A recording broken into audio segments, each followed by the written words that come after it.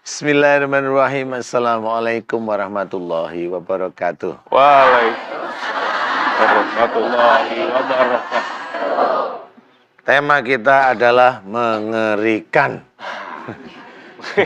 Mengerikan Pak Ustadz. Iya, mengerikan ini. Kunci awetnya pernikahan. Ini susah loh. Ya, kunci awetnya pernikahan. Saya sendiri akan bilang susah, walaupun di sini ada istri saya. Biarin istri saya mendengarkan saya. Ya, kunci awetnya pernikahan itu susah, saya bilang susah. Kenapa? Pernikahan itu tidak pada waktu kita menikah sudah dibilang nanti bisa berjodoh sampai akhir hayat, belum tentu. Ya. Nah, sebenarnya kunci awet pernikahan sebenarnya itu bisa diawali ya Bu, bukan berarti ibu-ibu sekarang udah nikah, bapak nikah itu salah, enggak, saya enggak bilang begitu. Bisa diawali dari dulunya adalah belajar untuk lebih dekat kepada Allah Ta'ala, satu, ya, ngikutin perintah Allah, ya, atiullah wa rasul, taat pada Allah dan taat pada Rasul. Taat pada Allah berarti taat pada Quran, menjalankan isi Quran, walaupun susah tapi dijalankan. Ya, semua ayat Quran yang kita dengarkan langsung kita itu dalam hati atau mengucap sami'na wa ata'na. Ya, itu harus seperti itu. Kemudian taat pada Rasul. Taat pada Rasul adalah menjalankan sunnah. Nah, pada saat yang inilah sebenarnya, pada waktu kita itu masih muda, kalau sudah menjalankan, Allah itu sudah mencarikan pasangan sebenarnya. Allah sudah mencarikan pasangan. Selama kita tidak mengeluarkan nafsu yang berlebih, Allah mencarikan pasangan pasti. Dengan ta'aruf, kita akan menjajaki. Nah, di titik inilah sebenarnya bisa dikatakan ini terjadi karena Allah. Ya. Tapi kalau mamanya dulu dijodohin, kan begitu ya? Dulu seneng karena cantik, dulu seneng karena ganteng, dulu seneng karena kaya, dulu seneng karena anaknya Pak ini, Pak itu, Bu ini, Bu itu, begini ya? Nah, ini nggak bisa dikatakan itu, apakah itu sekufu menurut Allah atau itu sekufu menurut kita, kan beda nih. Nah, ini yang sulit sebenarnya.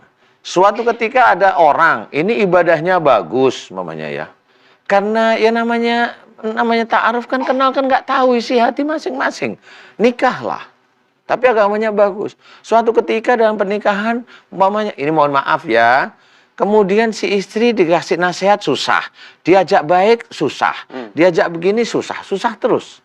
Lama-lama si laki-laki yang memang dia itu dari sisi agamanya bagus, dia akan berpikir, kalau ini susah terus, iman saya rusak lama-lama.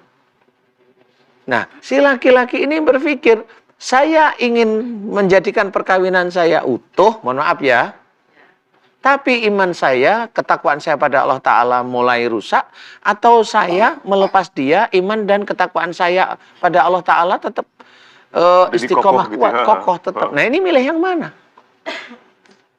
Ini yang ditakutkan oleh para ibu sebenarnya. Dan juga oleh para suami yang takut dengan istri.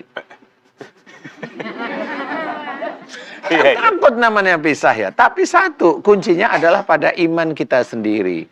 Saya tidak menyalahkan para ibu-ibu. Saya tidak menyalahkan bapak yang sudah menikah. Enggak sih ya. Yang penting adalah imannya. Tetapi kalau keluarga ini baik, kemudian yang dulunya itu kenal, kemudian ta'aruf, kemudian menikah, kemudian berdua ini saling mengingatkan, paham ya? Saling mengingatkan sehari-hari, si ibu diingatkan suami, manut. Si suami waktu salah dikasih nasihat sama istri, manut. Nah, ini udah beda nih. Paham ya? Ini sudah beda. Nah, di titik inilah sebenarnya boleh. Ini sama-sama belajar menuju ke arah, menuju ke arah taat pada Allah Ta'ala. Tapi kalau memang sudah susah, contoh, si istri, mamanya contoh ini ya Bu, ini contoh. Si istri, suaminya sudah mencoba untuk menyenangkan dia, suami mencoba untuk berbaik sama dia. Si istri bilang sama teman-temannya, umpamanya si istri ini pegawai kantoran ASN, atau dosen, atau yang lingkupnya banyak nih. ASN, dosen, apalagi nih? Ya pokoknya begitu ya. tak pakai rumah sakit. Nah, pabrik gitu kan, pabrik, banyak ya teman-teman banyak. itu. Ini nggak taunya istrinya itu sering ngomongin yang bukan-bukan terhadap suami, padahal suaminya nggak melakukan. Nah, ini bahaya nih. Suatu ketika pasti akan ditegur oleh Allah Ta'ala. Tegurannya gimana? Bisa aja emang itu putus. Pernikahannya bisa putus. Karena si suami difitnah oleh istrinya. Ya Allah. Nah, ini yang tidak pernah tidak pernah disangka oleh mereka. Saya nggak bilang istrinya, tapi bisa aja si suami bilang begitu. Suami bilang, saya bosen sama istri saya. Padahal baik-baik. Saya bosen, saya sedih sama istri saya. Dia hanya cuma bercerita begitu sama cewek yang dia baru kenal. Paham ya sudah ya? Hancur habis. Pasti. Paham ya Bu? Paham. Kita harus belajar untuk dekat kepada Allah, dekat kepada Rasul dengan menjalankan apa yang ada dalam Quran, apa yang ada dalam Sunnah. Kemudian kita bangun keluarga kita itu menjadi sakinah mawaddah warahmah walaupun sulit. Jangan merasa menang, jangan ego, jangan emosi dalam menyelesaikan masalah keluarga. Mudah-mudahan itu bisa menjadi gambaran kita. Ini juga nasihat untuk istri saya. Ada di sini. Nanti silahkan boleh tanya sama istri saya kenapa gimana saya sehari-hari ya. Ya, Ustaz. Mudah-mudahan Siap. ini manfaat walaupun sedikit menakutkan. Allahu a'lam. Allahu a'lam.